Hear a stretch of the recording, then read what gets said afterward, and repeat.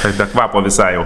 Nu, sveiki visi, tai susitikome. Galiausiai. Paskutiniai mūsų podcast'o serija aptarti paskutinių 3 šio sezono serijų. Tai va, testuodami šnekėjom, kaip vasarą sunku šitus podcastus daryti, nes tai atostogos, tai dar kažkas. Su Game of Thrones būdavo aišku, bent jau pirmi sezonai, nors mes ir ne nuo pirmo pradėjom daryti, bet būdavo balandis, Game of Thrones serialas ir mes sustinkam, stabiliai kiekvieną seriją darom, čia matom iš komentarų, kad tikrai džiaugiasi, kad mes kaip paleidžiam vienos serijos podcastą, bet, sorry, kartais ne visada pavyksta. Bet bent jau dabar esam ir galim šitą laiką išnaudoti kokybiškam kiek įmanom aptarimui. Na, bet koks jausmas, kai supranti, kad liko tik tai 8 tikriausiai, ar 10 serijų, nežinau. Tu mūsų countdownas, Dima, jodai. Kad būčiau geras countdownas, bet pamiršau, kiek bus paskutiniam sezonui. Man atrodo, jeigu jau po 8 darė ir prieš tai liktai, jeigu neklystu, ar 6. Reikia užmest akį, žodžiu. Aš manau, nebus 10. Ne, 6 darė tik tai, man regis, 8 sezone Game of Thrones. Tai šitam... Bet praeitą nukirpo truputį anksčiau negu planavo, atsimeni? Kažkas buvo. Žodžiu, whatever. Man atrodo, 10 nebus. Gerai. Aš griebsiu jauti už ragų, nes yra vienas įvykis, kurį labai noriu su jumis aptarti. Tai tiesiog... Vestuvės, Dimas. Ne. Turiu omenyje serialę. Kaip jums Sero Kristono mirtis? O, ne! Ar buvot patenkinti? Iškart griebi jauti šitą. Taip. Ignai, davai rieška nors. Man buvo kažkaip, nežinau, nuviliančiai šiek tiek. Nes Kristonas pirmiausia veikėjas, kuris nieko iki galo nepadarė ir nedarė. Ir galiausiai pasimirė nieko taip ir nepadaręs, tik tais brūdindamas visą laiką. Bet ar nebuvo tokio jausmo, kad jo mirtis šiek tiek reabilitavo, kaip veikėja, ne kaip žmogų, ne kaip moralinį centrą, nes aš pagalvojau, kad jo mes visus 3 sezonus labai ant jo varėme stipriai, nes jis turėjo labai thick plot armor, jis darydavo bet ką ir jam tai nieko nekaštuodavo, jis nesulaukdavo jokių pasiekmių ir kartu jis visą laiką būdavo nuolatos jaunas, kaip elfas. Bet čia taip pagalvojau, kai jį nušovė ir man atrodo dar... Gaila, mirė jaunas labai. Žinai, komentarai buvo tokie po to video YouTube'ai, kad buvo praleista labai gera citata iš knygos, kai jam vienas iš tų 2, neatsimenu, tas senis ir hobitas vaikas, kažkuris iš jų pasakė, kad mes su tavim neįsim dvikoviaut, nes mes nenorim, kad apie tave skambėtų dainos, mes nenorime, kad tu mirtum kaip narsuolis, tu tiesiog mirsi kaip šuo, mes tave nušausim. Ir kažkas į tą pusę. Ir kai aš taip reflektuoju Sero Kristono visą gyvenimą, tai jis atrodo kaip toks mini Stanis. Gal ne tokių laipsnių, bet jis visą gyvenimą norėjo kažko pasiekti. Jis norėjo būti karalienės meilužis, bet net ne meilužis, o tikroji meilė, su kuria jinai pasprūktų. Tai jis norėjo būti garbingas riteris. Bet gal dėl to, kad jisai buvo kilęs iš neturtingos šeimos, jisai nuolat geidė tos validacijos. Ir jisai nuolat geidė validacijos ne tik iš aplinkinių, bet iš savęs. Visą laiką atrodė, kad savo gyvenimą jis bando kažką įrodyti savo. Kad jisai turėtų tam tikrą mitologiją. Arba kaip mylimojo, arba kaip tokio narsaus riterio, ar kaip karvedžio, ir dėl to jis kartais elgdavosi beatodairiškai. Aišku, atmetus tai, kad jo šiaip buvo toks charakteris. Bet tada didžiulė ironija yra tiesiog, kad jisai žuvo mūšio lauke kaip visiškas bailys. Ir aš čia turėjau omeny bailys ne dėl to, kad jisai labai priešinosi, dėl to, kad jisai šiaip vedė tą partizaninį karą, į ką daug kas taip žiūrėjo iš padilbų, nes tai buvo laikoma labai negarbinga. ir jam net nesuteikė tos garbingos mirties. Tai va tokia tragedija žmogaus, kuris norėjo visą laiką kažkuo tapti, visą laiką norėjo, kad ateitų tas jo laikas, bet tas laikas ėmė ir neatėjo. Ir kai tu žiūri taip atgal, supranti, kad vis dėlto kiti jie atsimins ne kaip, yra toks pasakymas garsus, kad save mes vertinam pagal savo idealus, o kitus pagal jų poelgius. Tai tikriausiai tai yra žmogus, kurie kiti atsimins jo poelgius, o ne jo idealus. Good point, tikrai. Kas man šiek tiek temdo visą šitą, ką tu sakai, tikrai, jeigu tai paimti ir atskirai, tai jo, ir su Staniu palyginimas toks, aš pagal dabar tikrai ta mirtis tokia jau desperatiška, tokia jau susitaikiusi ir jo, ir tam tikra drama ir patosų. Bet iš kitos pusės yra du niuansai, kurie, negaliu aš jų nematyti. Ta prasme, pirmas toks gal mažesnis. Fainai, kad jį nušovė taip, ne, kad jis jau eina kautis, kas čia manim dviko ir pys sušadęs pakaliau kažkokios tokio, žinai, pragmatiškumo kažkokio, be viso to, žinai, glory ir taip toliau. Bet kas jį nušovė pirmą? Būtinai reikia kažkokio tai Legolaso. Ta prasme, aš nežinau, gal jūs atsimenat, iš kur ta mergina su tais pašišėliotais antakiais, bet ta prasme, ištraukėm iš pakrūmų Legolasą, kuris ten keliauja su jais ir tiesiog šaudo viską ten 100%. Jo, bet ta mergina, kaip suprantu, ji tokia hot chick ir jinai man visai patiko, nes kaip girdėjau, knygoje atlieka nemenką vaidmenį. Tai viskas tvarkoja, tiesiog jeigu žiūri Green serialo, ta istorija gan tokia klišinė, žinai, Legolaso. Aš pasakysiu kitą tokią analogiją, labiau Jameso Bondo. Jameso Bondo filmuose dažniausiai būna pagrindinis blogietis. Ir būna koks nors jo henchmanas. Ir tas henchmanas būna tylus, bet kažkaip labai įsimintinas vienaip ar kitaip. Tai man ta mergina kelia va tokį įspūdį. Visur kažkur ten sukinėjasi. Su tokį įspūdžiu viskas man okei. Man problema yra su biču, kuris turi ten Robin Hoodo, žinai, ranką, žinai. Ir nėra tas labai išvystyta. Aš gal dar užsiminsiu, nežinau, gal ne, bet tada prie progos irgi, kas iš tos pačios serijos mane sunervino, kai prieš Damoną atėjo kažkoks Alec Ligeinas, jeigu atsimenat, ir ten vos ne jo nenužudė, kur mes neturėjom jokio įvado, nieko, kas čia per bičas, kas čia iš kuris.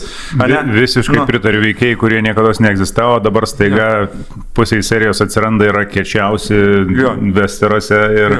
Ir kažkokia ten mini kalba, rėžia kaip tu Kinsleris, ten kažkoks ten vaikų žudikas, aš dabar tave pamokysiu. Jo, kas tu toks? Taip.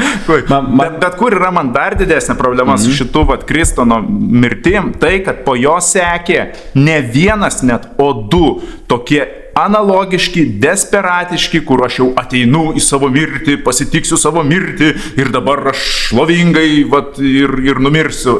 Ir sakau, tai ne tai, kad pasikartoja su Eigonu, bet dar mes turėjom ir dar su to jo trečiuoju broliu, kur irgi vėl mes jau ten visiškai ta prasme, per daug tų tokių į vieną katilą, žinai. Būtų buvęs vienas Kristonas, su juo taip nutikė, viskas okei, bet kad kadangi ir vėl turėjom, nežinau, man truputį per daug čia buvo. Man jo mirtis labai Jason priminė mirtį, kur irgi taip tyliai suvarpė strėlėmis, nors galvojo, kad jau išsivaduos arba bus kažkoks... Taip, ir tas buvo viskas okei su to pačiu techniškai, žinai, bet kai tai buvo vedama, žinai, į tai, žinai, ne, kad, jis ten prieš taigi skėlė tą kalbą, žinai. Aš dar praeitą mūsų podcast'ą pasakiau, kad Kristonas šiaip, jeigu taip iš šono žiūrint, atrodo dar geresnė šiek tiek situacija, nes jis gal gali kažkaip išsisukti. Tuo labiau Alicent atrodė jau viskas, nors, gavosi atvirkščiai, ne, kad iš karto ten taip ir parodė, kad Kristoną nužudė, o Alicent iš karto surado. Alicent. Galim prie Alicent ir eiti. Aš norėjau, tik kad nesipamiršiu sustoti prie kito dalyko, kuris nebūtinai man nelabai patiko, bet jis buvo toksai, dabargi ištrėmė savo tą patarėją, Rhaenyra ištrėmė savo patarėją. Ištrėmė į šitas salas kažkokias. Misandė. Ar ką? O vėl. Man visą laiką. Vietinė Misandė. Ir aš dar galvojau. Ta Medisandra. Mizerija kažkokia. Ok, aš dabar nuskambėsiu kaip arba kažkoks... Mes kažkai tikrai Brenerėsgi kiek vadinam, net mes šito serialo vardus. Jo, aš dabar nuskambėsiu... Vaikus maišom pastovi. Aš nuskambėsiu kaip... Aš manau, kad šiuo požiūriu mes beje atitinkam didelį procentą, nereikia to gėdytis, nes mes atitinkam didelį procentą žiūrovų ir daug žiūrovų nekreipia dėmesio į tos vardus ir iš tiesų, irgi kaip paminėjai, tą Serą Klegeiną vietinį, kuris kovėsi su Deimonu, tai man irgi buvo tas jausmas, pirmo tokia gėda, aš nesimenu, kas čia yra, tikriausiai jis kažkur buvo svarbus. Tada, kai tu pasakei, kad kas jis toks, tai suprantu, kad tikriausiai daug kas taip žiūri. Misarija, man atrodo, svardas. Bet grįžtant prie vietinės Misandė, Misarijos, aš nuskambėsiu kaip visiškas right-wingeris arba kaip tiesiog toks gal neįdomus, konservatyvus žmogus, bet buvo ta jų meilės linija su Rhaenyra ir jos ten bučiavosi, o tada buvo tas, tokia kaip ir, aš ten netyčia žiūrėjau ne sekso sceną, prieš. Ir man kartais atrodo, kam to reikia? Vat kaip ir šitas, kaip ir Deimono pasibučiavimas su jo motina. Kaip, ne tik ten pasibučiavimas. Ne tik pasibučiavimas jis vėliau turėjo, bet kartais man atrodo, kad tas seksualinis dalykas, jis yra perspaudžiamas. Kartais man norisi, kad būtų personažai turėtų ir kažkokių kitokių santykių, negu kad jie visur būtinai kažkas su kažko pasibučiojo ir pasirodo, kad kažkas su kažko norėjo permiegoti. Tai va. Su Misarija ir Rhaenyra, man atrodo, buvo visai neblogas potencialas, kad šitoj vietoj per tai galbūt Misarija gauna daugiau galios. Taip. Bet jis nebuvo įgyvendintas. Mano problema su paskutiniam gal 3 serijom yra, kad Rhaenyra buvo visiškai chaotiškas personažas su labai neaiškiam kryptim man. Tai jos tie sprendimai visi vienoje vietoje tenais labai verkia, kitoje vietoje labai grubi, trečioje vietoje išvaro kažką, tai ketvirtoje vietoje ten aš jaučiu tave ir aš tikrai tavęs neskriausiu. Ir nebesupratau. Dalykai vyko, bet priežastingumo aš neberadau. Man vis dar labai patinka žiūrėti serialą ir man jis smagus, bet dabar tiesiog nebegaliu susitapatinti su veikėjais, nes tie veikėjai yra nebepastovus. Apie šitą, apie Rhaenyrą dar pakalbėsim, bet kai tu pradėjai šnekėti, aš supratau, kad tikriausiai norėjau pasakyti tą, ką ir tu pažymėjai, kad man, kai yra pabrėžiamas seksualinės meilės aspektas, man norisi, kad to rezultatas, to įgyvendinimas, jisai į kažką vestų, nes tai yra požymis, kad čia vyksta kažkas didelio, nes vis tiek tas intimumas, jis yra svarbu, kad tai turėtų personažams kažką reikšti. O dabar toksai įspūdis, kad tu žiūri ten Žiedų valdovą ir, nežinau, Gimlis su Legolasu permega. Ir vėliau prie ko tai atveda, ne prie ko nepriveda. Tiesiog tai idėja ir tu klausi, kodėl tai turėjo būti? Nes aš tikėjausi, kad tas turės kažkokį tokį stipresnį išrišimą. Ar tam, kad parodyti, kad Targaryenai ten vienas su kitu ir ten balažin kas su kuo, nežinau, man tai yra tokie red herringai, nežinau, false flagai, ne pačia geriausia prasme, tai va. Aš gal sutikčiau, kad tokia hit and miss yra, gal būtent tai, kad tu aptarinėjai, man sukalbėjo tame, kad jai pavyko kažkiek Rhaenyrą nuramint, ir jai tai kažkaip suveikė pozityviai, o iš jos pačios pusės jinai jau galvojo, kad jinai pasiekė tam tikrą galią, kadangi jau jai pavyko nuraminti ir sugult vėl, tai jinai ėmėsi kažkokios iniciatyvos by herself ir pradėjo vadovauti, kas išsirišo į tai, kad ją galiausiai išvarė. kažkokia tokia seka, ta prasme, žinai, ir tas jos intimumas. Vėlgi, to intimumo neparodė daug, žinai, Game of Thrones, man atrodo, vis tiek buvo atviresnis, žinai. Bet ką aš noriu dar pasakyti, tai, kad tu sakai ir tai, kaip tu jautiesi, turbūt gal kartais ir ne visai taip tiksliai, tikrai nepataiko į tą, bet kas dar iš to ištava, kad tada tu žiūri bet kokią artimesnę dviejų veidų, žinai, kai sueina, tu jau turi tam tikrą jau jausmą, kad čia gali pasibučiuoti, žinai. Kur visi, kaip tu sakai, Legolasas su Gimsu vos nepradeda šnekėti labiau ir tu galvoji po tokių, kad ten šitagi Igno investicija ten su tuo. Jo. Ir tu tikrai, tikrai tu galvoji, kad ten dabar jie gali pasibučiuoti, kur visiškai neįtikėtina, ten koks Ormundas ten su kažkuo, ir tu galvoji, jie tuoj pasibučiuos. Ir čia jau va šitą, kad tau jau tokia, žinai, fobija įvaro, tai jau nėra gerai. Man yra, jo, tas yra, kad irgi tokiose scenose, kur suartėjai veidai, tu jau lauki, kad kažkas tokia bus, bet sakau, man yra svarbiau, kad man vis dėlto taip konservatyviai, kai kažkas kai istorija yra pradedama meilės linija, norisi, kad ji turėtų kažkokį svorį ir kad ji prie kažko vestų. Kai yra tiesiog, nes mes galėjom tai įdėti, okei. Bet tai čiagi ne pirmą kartą jos ten sugulė. Ne, tai ne pirmą, jos ten ir anksčiau. Ne, tai būtent, kad ir anksčiau tas buvo, tada tai nebuvo plėtojama per visą serialą, tada jos ten sugulė prieš ištrėmę ir tada... Jo, faktas. Jo, tai va. Sugulė, kai susipažino ir sugulė, kai išsiskyrė. Taip, tai va. Tai jo, tai... Kitas dalykas yra, dabar nežinau prie ko šokti. Aš tada galim šokti prie Ulfo. O, taip.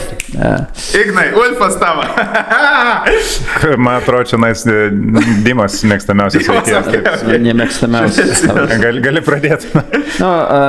Kad aš jau čia daugiausia kalbu ir daugiausia nesąmonės, bet jo. Aš galiu iškart pirmą komentarą mest. Gaila, va šitoj vietoj tikrai pajaučiau labai stipriai gaila, kad nekomentuojam kas seriją, nes būtų buvę labai fainai paspėlioti, ypač po prieš paskutinės, kai jis ten jau išdavė, jie ten sutarė ir kaip čia gali ką išsivystyti, nes dabar jau, kai mes aptarnėm visą tą paveikslą, tai jau toks retrospektyviai gaunas.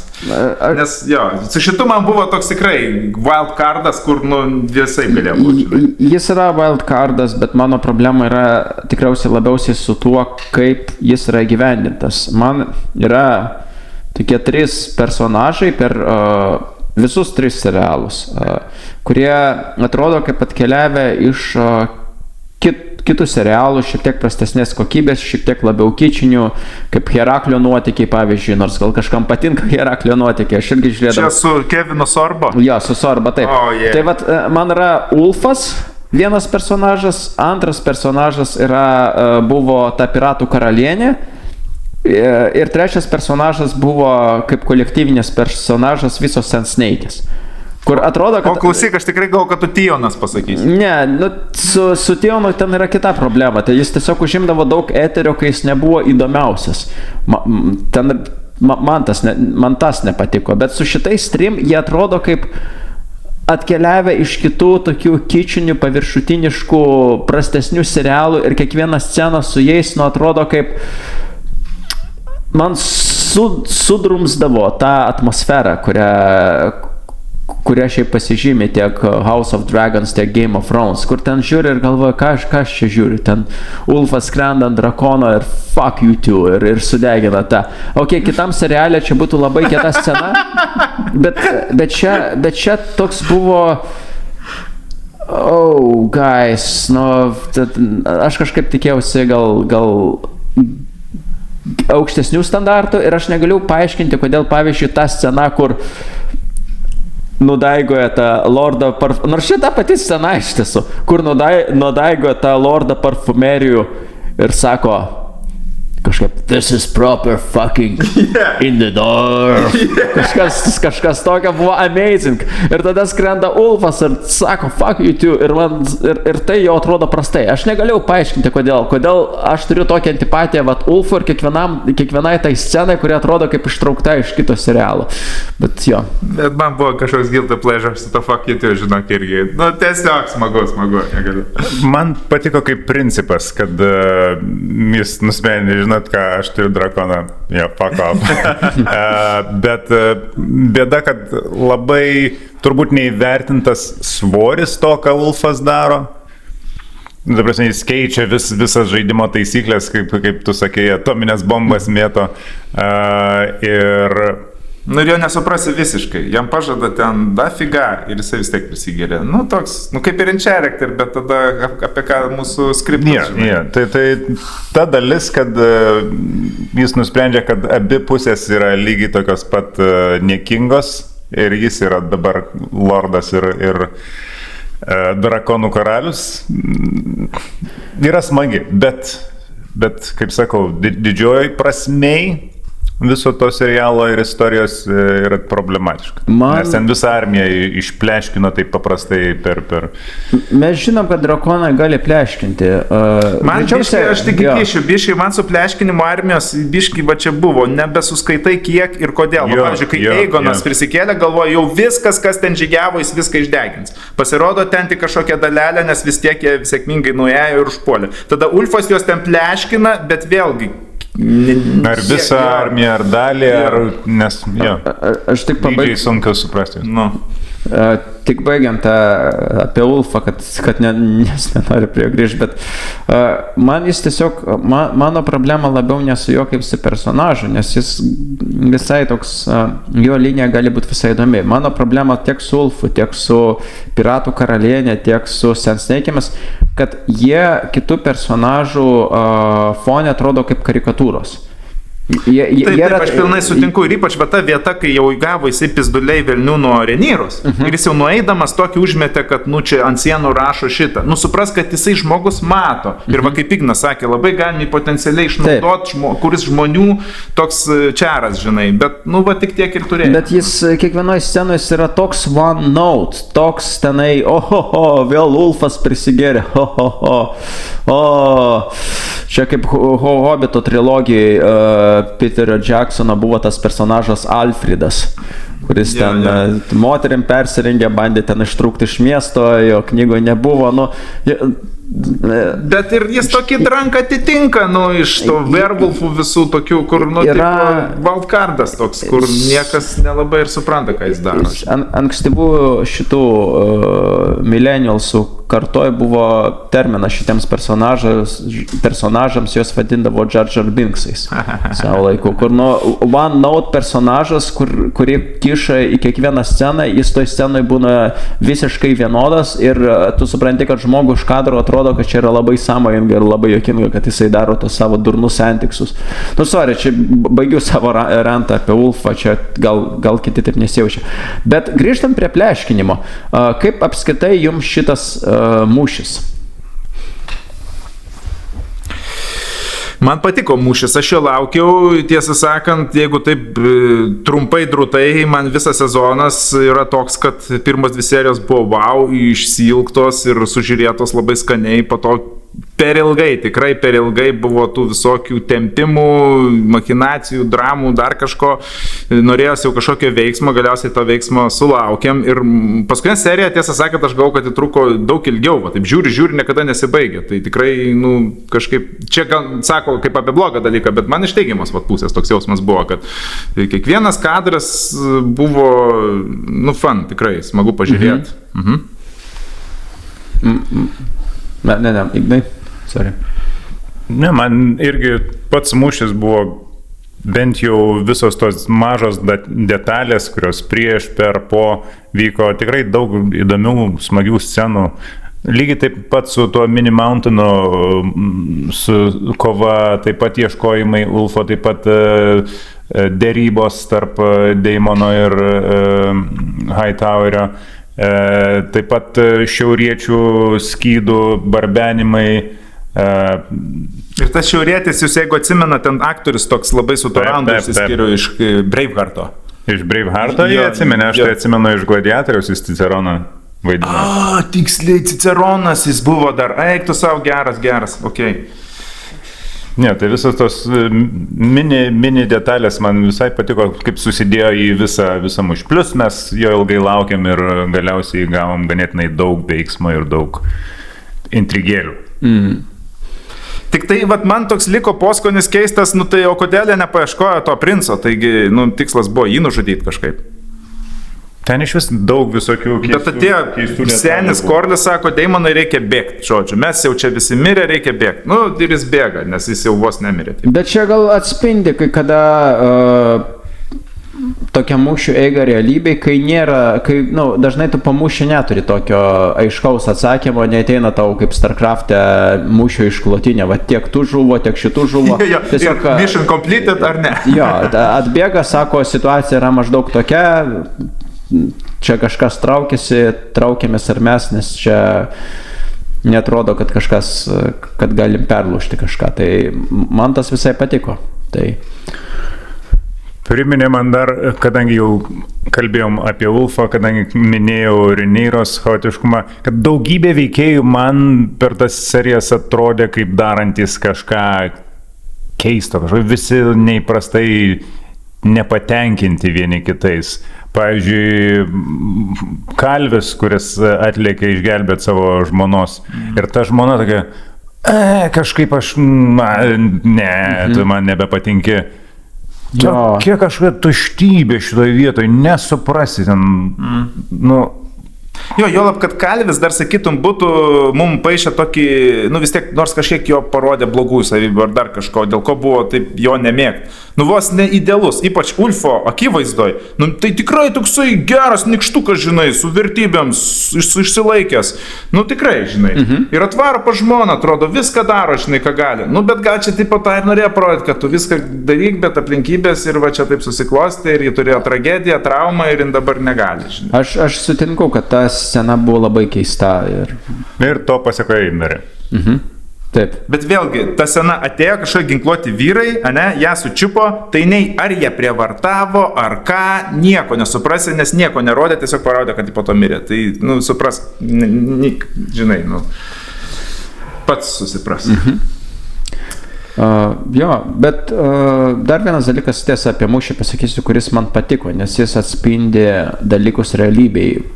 Pačia žiauriausia prasme, tai yra, kaip buvo panaudoti vaikai. Nes tai yra, čia yra labai dažnas dalykas, ypač šiuolaikinėme kare, kad viena pusė dėl to taip ir daro. Jis ten slepia, įrengia ginklų sandėlius ligoninėje arba kažkaip daro, nes supranta, koks bus baisus beklešas PR prasme. Ir tada kita kariaujanti pusė susiduria su dilema, ar čia mums pult, nors mes ten žinom, kad nukentės civiliai ar kažkaip susilaikyti, ir dažnai tai daro abi pusės. Čia nevardint konkrečių konfliktų, bet tai yra labai, labai, manau, tikroviška taktika. Bet toks jausmas tais vaikais, tai kad Game of Thrones apskritai kažkokį vis naują dalyką įneša, kažką naują sugalvoja, nedaro tiesiog eilinio mūšio, ne? Nebuvo tokio jausmo, kad vėl turim kažkokį naują momentą, elementą ar kažką, kas, kažkaip dar nuspalvina, kažkokia dar spalva šitą visą istoriją. Man patiko tas mūšis, man apskritai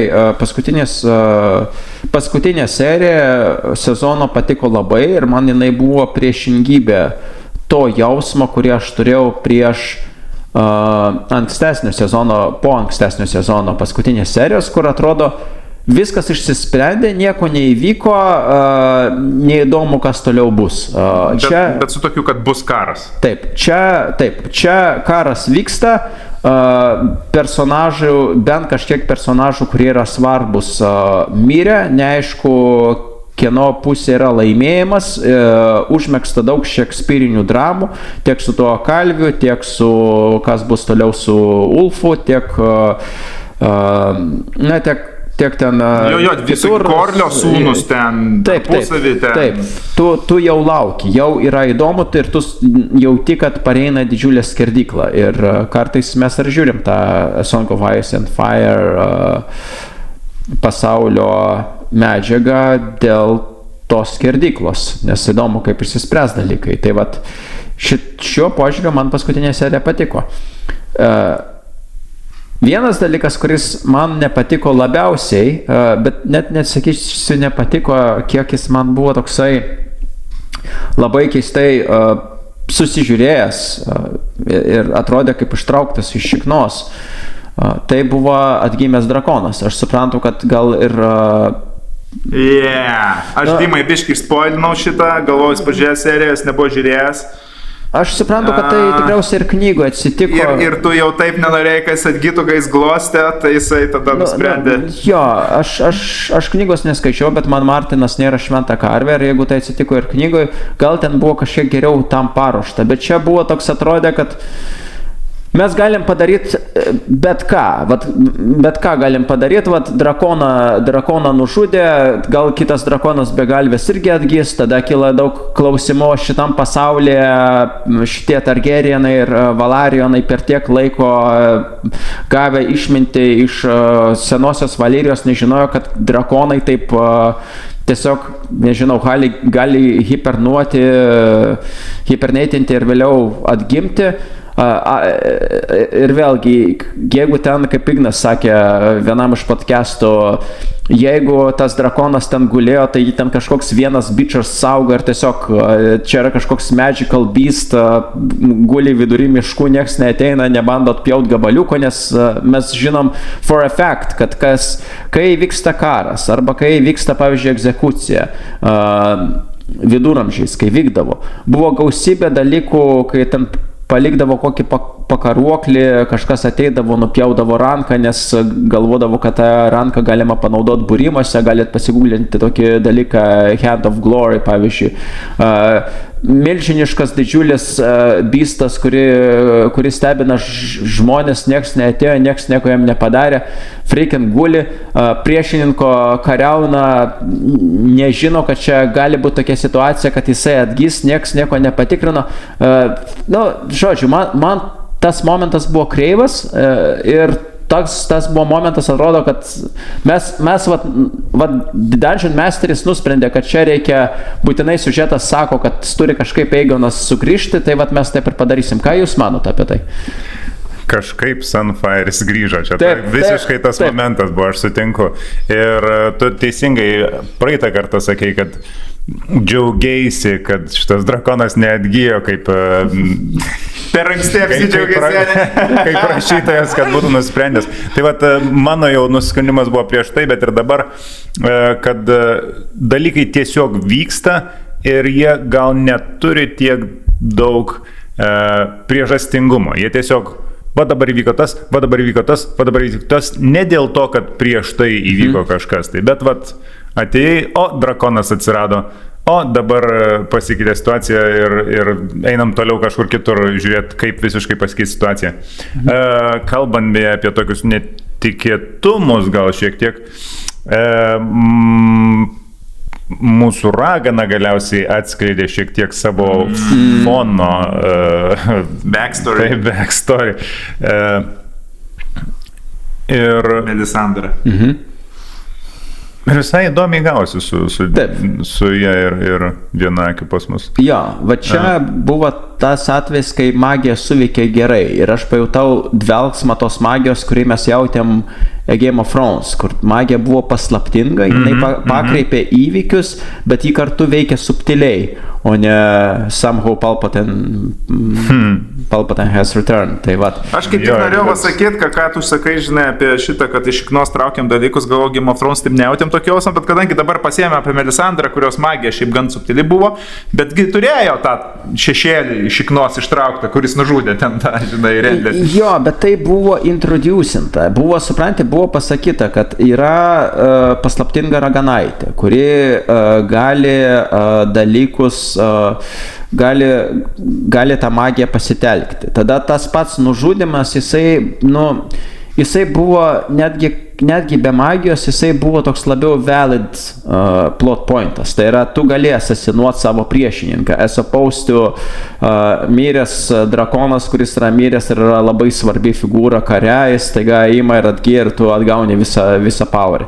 Netiesa, Daemonas taip gan su pašaipėlė tokia, kad klipata šitas, klipata drakonas, easy ten targetas, žinai. Žinai, aš galvoju, kad netgi man atrodo, kad būtų šiek tiek buvęs elegantiškesnis, irgi keistas, bet gal vos elegantiškesnis sprendimas štai koksai, kad lai tas drakonas būtų likęs miręs, bet šiaip Steeleris po tos scenos būtų taip nusivylė savo šeimininkė ir dar reikėjo pabrėžti, kad jinai jį atmeta, kad jis būtų tiesiog, nes drakonai yra tokie pusiau protingi intuityvus, jis būtų atlėkęs pas Eigoną ir jam pasidavęs, jį priėmęs kaip savo raitelį, kaip tokį ženklą, kad mane atmetė mano buvusi raitelį.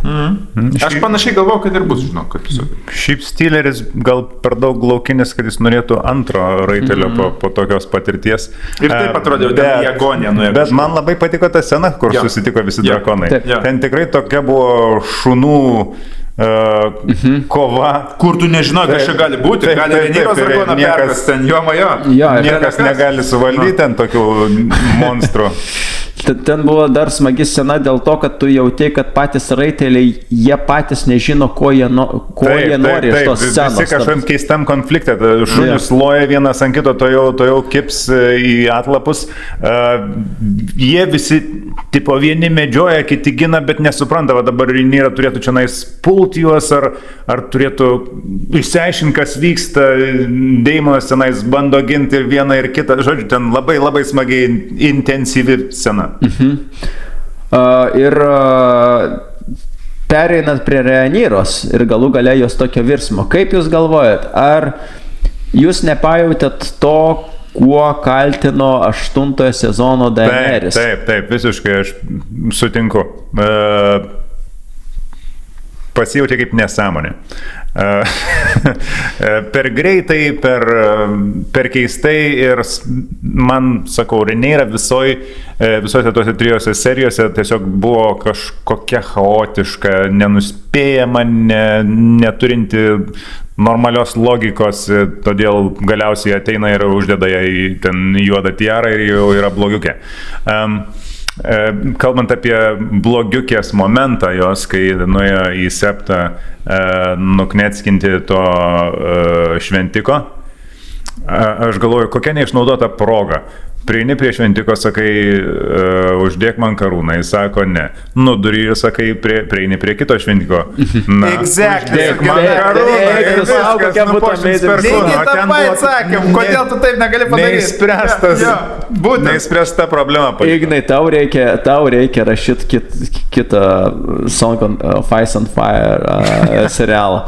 Ne, rimtai, ta prasme, jau turint omeny, kad tu šiaip esi profesionalus rašytojas ir scenaristas. Reikia jos įveką nusiųsti. Padarysim. Kita vertus, prarasime Igną podcastams. Gal, įtrauksim sąlygą, kad... Aš paklausiau jūsų, bet man nebuvo taip blogai kaip su Daenerys, nes su Daenerys tas virsmas buvo labai staigus, bet jis kartu buvo toksai kertinis, ta prasme, jinai ten supleškino pusę miesto, tuomet, kai jau buvo aišku, kad jinai laimėjo. Su Rhaenyra aš suprantu bent kur link jie lenkė. Jie lenkė link to, kad jie paprasčiausiai viskas užkniso, jie paprasčiausiai užkniso, kad pas ją ateina 10 skirtingų žmonių, prašo 10 skirtingų dalykų ir tada 10 skirtingų žmonių nusprendžia už ją dalykus. Daemonas nusprendžia, kad aš tau nepasakysiu apie tą Rhaeną nusprendžia, kad aš nuskrysiu čia supleškinsiu, jos sūnus nusprendžia, kad aš tave uždarysiu, šventikas nusprendžia, kad aš čia tavęs nekarūnuosiu ir aš suprantu, kur link bent jie lenkia. Ir manau, kad čia ir buvo visa jos personažo va tas lūžinis momentas, kad jie, žinot, kaip tas yra žmogus, sėdi už stalo, ten puota vyksta, jis nori pasakyti tostą, jau ten kelia, staiga kažkas pertraukė, staiga dar kitas pradeda šnekėti ir dar kitas pradeda šnekėti ir jis stovi ir tada apima į biesas, jis ten sako, galite užsičiaupti visi. Tai vat man čia buvo tas momentas su Rhaenyra. Tas jis buvo užakcentuotas, kai jinai apsiverkus atėjo pas Daemoną, sako, blėt, jisai tas Eigonas gyvas, Daemonas jai ten pašneka, nu ir jinai taip sustoja, pamasto, man atrodo, čia ir buvo tas lūžis, apie kurį tu šneki. Aš manau, kad taip, aš manau, kad daug kas susidėjo ir šiaip apskritai, sakykime, skirtumas man didžiulis, kurį tikriausiai sakiau ir ankstesniuose podcastuose, taip tarp Game of Thrones ir House of the Dragon, kad Game of Thrones tu turėjai gan ekstremalius veikėjus. Jie būdavo arba ekstremaliai narsus, arba ekstremaliai blogi, arba jie niekuomet nebūdavo one note, na, išskyrus tam tikras blogas išimtis, bet tu jautėjai, kad viena tam tikra jų charakterio savybė, apskaičiavimas, kažkoks gudrumas, dar kas nors, jinai buvo užmaksinta. House of the Dragon yra taip, kad visi veikėjai visų pirma nėra tokių didelių ekstremumų, va tu negalėtum tokio vieno schemerio išskirti. Va yra Larys, bet jis nėra visai Littlefingeris, jisai yra toksai Littlefingeris light. Yra toks fatalistinis kaip Eimondas, bet jis labai mažai išvystytas, nu tai buvo, jo, mažai darė. Jo, yra vat Kristonas, galėtum sakyti, kad jis yra light stanis, nes jisai tas, vat, kuris nori turi principus, bet nesiseka jais sekti. Bet on the whole, visas House of Dragons ir tas Dance with Dragons, jisai yra, visa ta istorija atrodo kaip series of unfortunate events, kur žmonės, kurie nėra visiškai blogi ir nėra visiškai ekstremalus, jie pamažu pradeda daryti labai blogus ir ekstremalius dalykus, nes jiems paprasčiausiai daug ar prisikaupia, ar tiesiog... Arba critical failai krenta ten, išmeta vieną. Ir vat, man tuo požiūriu šis serialas yra labai intriguojantis, nes kai tu pasižiūri visus personažus, negali vat išskirti vieno tokio blogiečio. Nu, aš sakau, man visą laiką kartojau, kad Eimondas jis toks yra. Ir kaip tik man bežiūrint tokia mintis kilo, kad paprastai tu turi, jeigu tokia polarizacija, kad vienas ultra gerėtis herojus ir jis eina ten prieš pasaulį, tu iš jo perspektyvos matai. Tai man toks jausmas buvo ypač šį sezoną žiūrint, kad mes turim kaip tik vat krūvo, kaip tu sakai, tokių neutralesnių personažų ir kaip tik vieną tokį tikrą blogietį, nu kuris ten sėdi kažkokia tamsioje pilyje su kažkokia ragana, žinai, ir kažką ten bildina, ten paukščią nusverda, žinai, ir ten neišeina jo nei nunuodėti, nei nužudyti, nieko neužeina ir jisai jauti, kad kažkur auga, žinai, ir su savo juoda širdim. Nu, bet palygink jį su kokiu Ramsay Bolton ar... Nu, kaip pasakyti? Pagal veiksmus nepalyginsi, bet pagal žvilgsnį ir tą tokį craziness, nu jis man į vieną vietą eina su Ramsay ir su Joffrey. Nu, okay. Jis yra, nu, visiškai, ta prasme, nenorėtum su juo būti vienam kambarį, nu, nežinau. Įdomu, man Eimondas irgi dabar yra tokioj keistoj būsenoje, jis lik atsiskyręs nuo visų, beieškantis savo prasmės. Įskyrus dabar, aišku, Eigonas grįžo ir sako, važiuojam atgal. Rediminsi. Man labai priminė visas tas plotas su ragana ir jo daigojimą, jis labai priminė, kai žaidi kokie RPG, pavyzdžiui, arba ARPG, Action RPG, Diablo, ir išeini iš miesto, tuomet sutinki stipresnį monstrą, nepasiseka, jis ten gerai tau užtvoja ir tu greit bėgi į miestą pas Hillerį. Tada vėl išeini, vėl tau užtvoja ir vėl atgal bėgi, vėl tave pahilina. Grinai, labai geras pointas, Bet iš Rhaenyros pusės, ką tu šneki, man yra dar nebūtinai paskutinės serijos šita dinamika.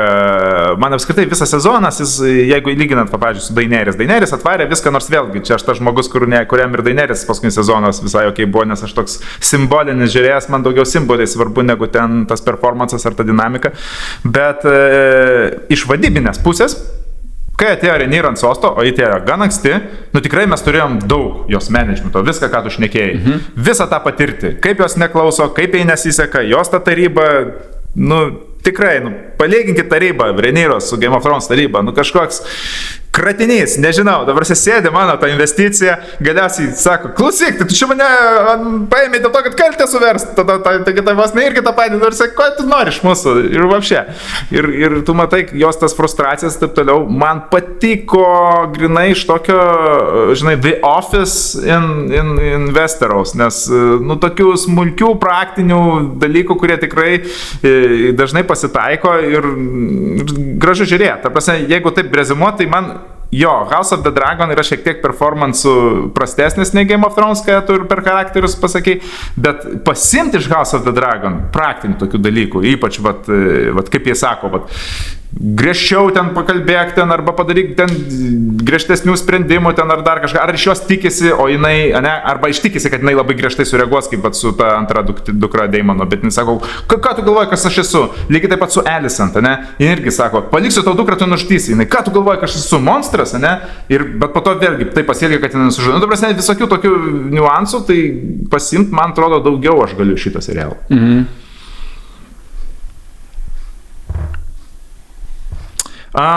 Padarysiu tau, Dima, dalyką, apie kurį pasakysiu, ką padarė. Ta prasme, nežinau, kaip čia geriau išsireikšti, bet atsimeni, kai mes šnekėjom praeitą podcastą apie Aegoną, ir aš sakau, blemba, ta vieta buvo svarbi, kai jis pasakė, kad you are a terrible human being. O tu sakei, kad ne, jie čia tiesiog špilkuojasi ir jau čia tiesiog eina tokį modą, kur bet kam varo.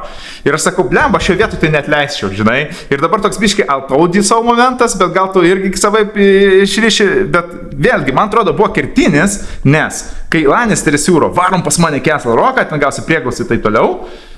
Ir jis tada sako, o do you think I'm a terrible human being? Nu, dabar liko jam šitas Lario, ne, dabar užsišykęs, tikrai, ne? Ir tada jis taip, nu, kaip jums tas senas to Lannisterių, kai jis pradėjo ten vartytis? Nu, ką ten? Jam šiek tiek užtruko, bet jis rado politiškai teisingą atsakymą. Tai. Bet jis viską suprato, nu, taip gražiai, taip pasakė, taip tiesiai per aplinkui. Ir viskas, ir tai jis priėmė sprendimą to nedaryti, ko pasakoje mes turėjom tą priskelsų drakoną. Jo, bet čia toks... Jo, tai tas su tuo viskas gerai, bet čia grįžtant prie sekso, čia irgi tas atvejs, kur tu galvoji, kiek kažkoks dalykas iš tiesų yra svarbus ir nu, žinai, viena vertus smagu, kai istorijai tu jauti visą tą giją ir jauti svorius tam tikrų akimirkų, santykių ir veiksmų. Kita vertus, kartais tu jauti, kad siužete kažkoks dalykas, jis yra pakibęs, jisai gali būti arba labai svarbus, arba labai nesvarbus, priklauso nuo to, ką autoriai nuspręs. Ir vat su seksu, kaip sakiau, mano vat ta buvo problema. Bet čia man visai sueina, nes čia kas bet atsitiktų, taip, tai atrodys gan logiška ir tai privers susimastyti, bet aš vis dėlto ką noriu pasakyti apie tą pokalbį su Lariu, ir čia turint omeny, kad aš galiu klysti, ir dabar pasirodys, kad jis sudegins Larį, nežinau, kas atsitiks, bet mano interpretacija buvo ne visai ta, kad tas pokalbis buvo nesvarbus. Man atrodė, kad tas pokalbis svarbus ne ta prasme, kad jie susipyko, o kad tas pokalbis ir vėliau sekęs nužudymas to čiuvo, kuris privertė bučiuoti savo batus, jis buvo toksai call to action Aegonui, kad Aegonas, nu,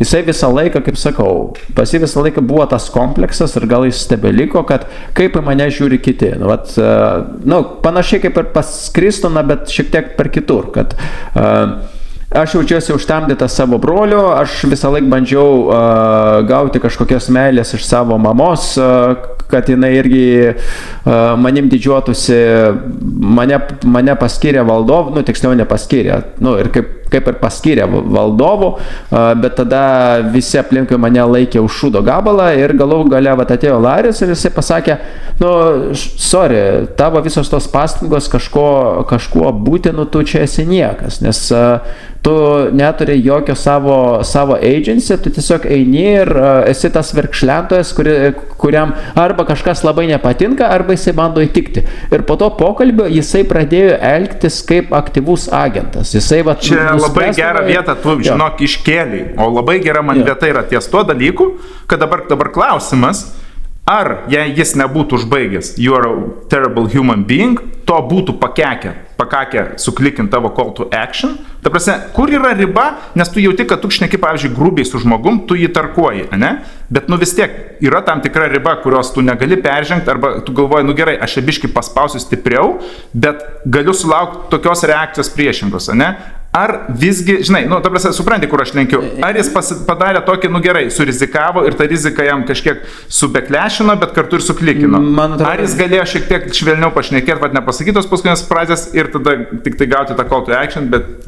Aš nežinau, čia yra du dalykai. Vienas dalykas, kad mes vis tiek kalbam apie išgalvotus personažus ir antras susijęs dalykas yra tai, kad siužeto prasme tu tiesiog kai kuriuose dialoguose turi įvelti tą katarsinį momentą, kad žiūrovai suprastų, apie ką šitas yra dialogas.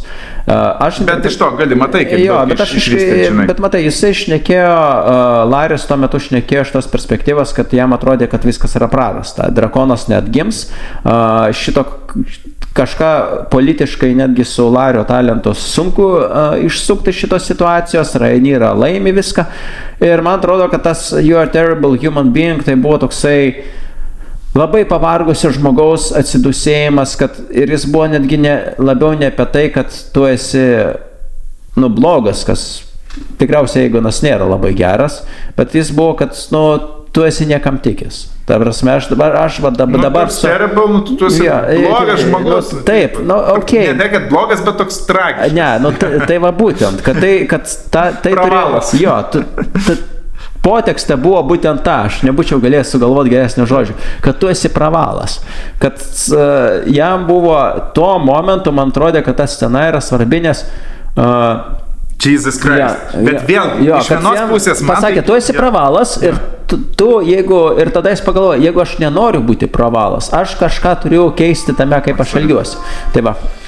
Bet man iš vienos pusės labai geras momentas, kad net ir toks Littlefingerio atitikmuo gali būti desperacija jau, kaip tu sakai. Kad net ir vis tiek gali išsivystys viskas. Beje, labai komiškas jo tas išsisukimas, kad nejoti kartu į tą lemiamą mūšį, kad, tai sorry, matai, nelabai turės iš manęs kriplio naudos, ir vėl smagiai labai gražiai pasiplovė. Bet iš kitos pusės vėl tai yra dar vienas, kur aš kritikavau nuo tos, kaip tu sakai, Kristino mirties, dar vienas momentas, kur mes turim desperaciją, kur jau viskas žlugė, žinai, ir dar vienas čaras, kur jau atrodo pasiduoda ir viskas labai gražiai susiklosto. Realiai tik vienam Kristonui nesibaigė gerai. Va tas momentas su Lario išvykimu, man jis yra toksai žymiai labiau negu tas You are terrible human being, jis yra tas momentas, kur jisai iš jo gali bet kas kilti. Nes jį galima interpretuoti kaip taip, jisai išdavė, pasuko ten kažkur, bet tai gali būti ir toksai labai legit racionalus paaiškinimas, į kurį tas pats Aegonas gali labai racionaliai pasižiūrėti. Jis pasakė visų pirma, tai, kad aš dabar čia mirsiu, niekam nieko nepridės, bus kažkas, kas papasakos visiems papasakos tavo istoriją, nes turi būti kažkas. Ir čia toks gražus Littlefingeriškas manevras. Bet neaišku, kuo jis virs, tai Dar ką noriu aptart vis tiek, Dima, blemba, paskutinė serija Rhaenyra jau šnekėjai viską, bet, kaip tu žiūri, tu pats sakai, reikėjo jai Septono ten ką, man atrodo, siūlė jį išplakti viešai aikštėje, pamokyti, parodyti, kad, suprastų žmogus, Ignas Vasiulė irgi labai racionalų sprendimą, nukėpė vieną, tai kas kitas nori. Tai va, ir turim, jinai daro kažką ir negerai gaunasi, ir ką jūs siūlot, žinai, ta prasme. Nes paprasčiausiai taip jau yra ir pasaulio istorijoje tai būdavo tokie veikėjai, dažnai miniu koks... Mano mintis yra, kur aš suku, kad teoriškai tu gali pasakyti, daryk A, B, C ir mano čia interpretacija, gerai mano požiūris, gali sutikti, nesutikti, bet esmė tokia, kad darys vienas žmogus ir jam sueis tas ABC, darys kitas žmogus, vis tiek kiekvienas darom savaip, vis tiek ir charizmos mūsų skiriasi kita ir jam lygiai tie patys veiksmai visiškai atsisuks priešingai. Taip, ir čia vėl mes grįžtam prie genialios Tywino Lannisterio kalbos, prie, man atrodo, prie Joffrio kūno šventyklai, kuris paklausė What makes a great king? Ir jis pointina out, kad esant tam tikroms aplinkybėms visos savybės gali būti pragaištingos. Ir taip jau yra ir pasaulio istorijoje buvo tokių atvejų, pavyzdžiui, koks Liudvikas XVI, kuri neabejojo, kad miniu, galit pasidomėti jo karjerą iki pat nukirstinimo. Jisai darė, kartais atrodo, kad žmogus daro visas įmanomas klaidas. Jis yra nuolankus ten, kur jis turėtų būti užsispyręs, jis yra užsispyręs ten, kur jis turėtų būti nuolankus, jam dar nekrenta kortos. Ir manau, kad Rhaenyra yra panašioje situacijoje. Jinai yra,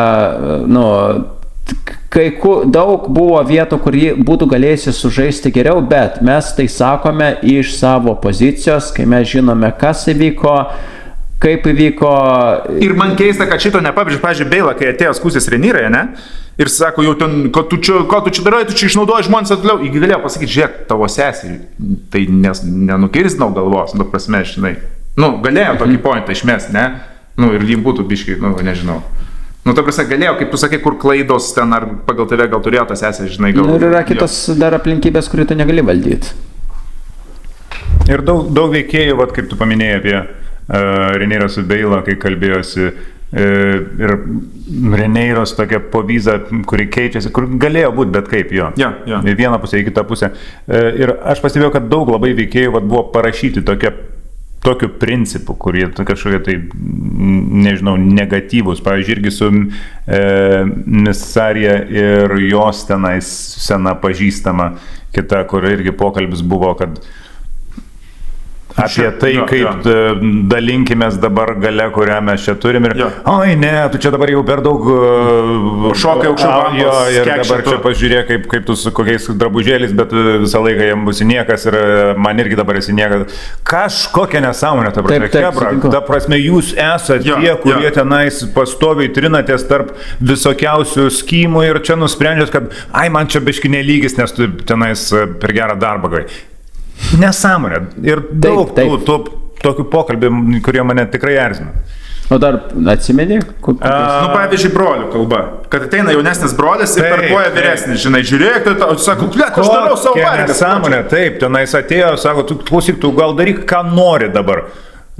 Ko tu čionais dabar karalienės hendas esi ir dabar darai, ką karalienė tau liepia. Ką tu kalbi, ta prasme, pats esi tenais Dragon Rideris, pats klausai, ką jį daro ir pats ten atsakingas ir jūs dabar čia gavot savo titulus dėl šito ir dar gausit ten belekakų ateityje. Kas ten per pokalbiai tokie?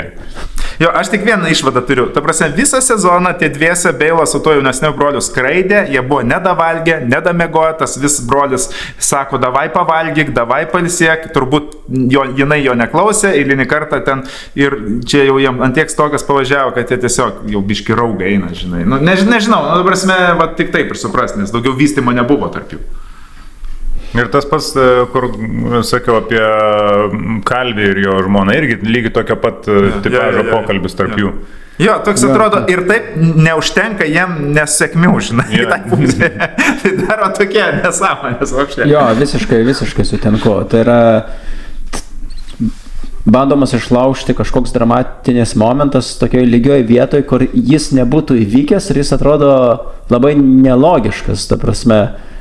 Ne kaip optimalus pasirinkimas, kurį padarytų veikėjas toje vietoje. Tai va, ką aš noriu pasakyti, gal čia reikėjo rezimuojant jau sakyti, bet gal ir pamiršiu, tai va, šitų pavyzdžių pasėkoj man tikrai Game of Thrones bus aukščiau. Tikrai. Ta prasme, ten nebuvo tiek daug tokių nesąmonių ir kad ant tiek mes galėtume iš karto vat, į pavyzdį po pavyzdžio minėti.